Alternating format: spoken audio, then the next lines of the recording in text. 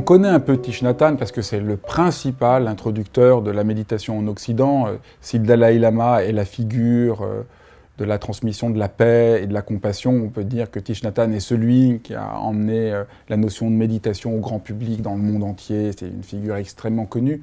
Mais on connaît mal sa vie et dans ce livre, il se confie par des petites vignettes sur son chemin.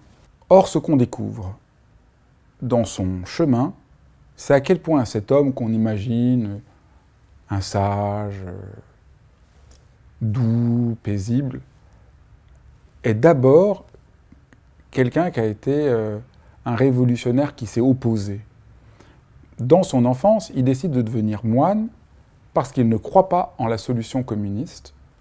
Il rentre dans un monastère et très vite, il découvre des poèmes qui viennent de la tradition bouddhiste, qu'il trouve extrêmement touchants et qu'il décide de traduire des langues anciennes, du sanskrit, du pali, en vietnamien. Ce qui était déjà complètement étonnant, parce que sa conviction est que la tradition bouddhiste, elle ne doit pas être enfermée dans les monastères, elle doit parler à tout le monde.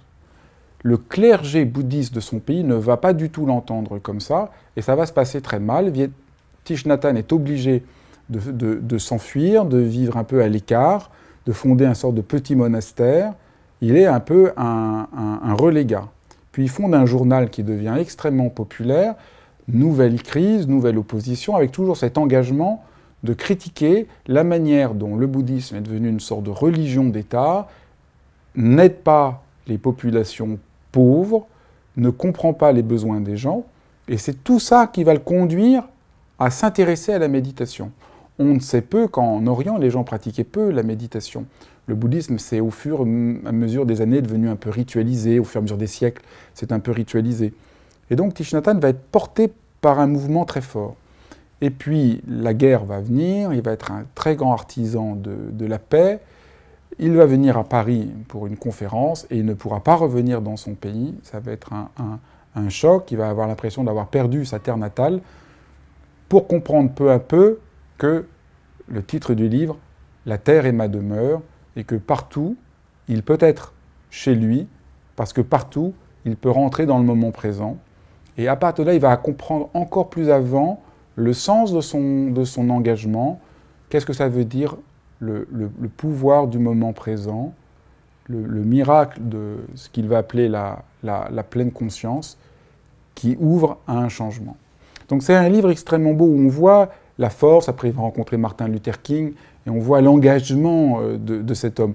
C'est très éclairant, parce que pour nous, la méditation, c'est un peu gnangnan, pour essayer d'être calme, et là on voit que c'est quelque chose de beaucoup plus profond, de beaucoup plus vif, et cet homme est admirable. Moi, le moment qui m'a le plus touché dans le livre, c'est qu'il s'installe en France, il fonde un lieu qui reçoit des gens du monde entier pour pratiquer. Il va faire la paix, il va faire venir des vétérans de la guerre du Vietnam, il va faire venir des enfants. Et quand il ouvre ce lieu, il n'y a rien, donc il doit le construire. Et il a un voisin, qui est un paysan, qui l'aide avec beaucoup de dévouement. Et un jour, sans prévenir, le paysan a une crise cardiaque. On ne s'attendait pas du tout, et il meurt.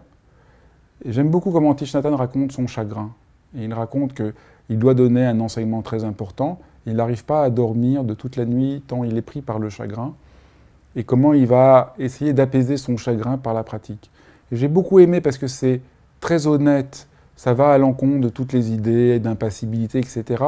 On rencontre un être complètement humain, et moi c'est pour ça que je l'aime, Thich Nhat Hanh. C'est pour ça qu'il m'aide, c'est pour ça que je trouve que c'est un auteur exceptionnel, par la qualité de son humanité, qui ne prétend pas être autre chose qu'un être humain, mais qui partage toute son humanité à chacun d'entre nous.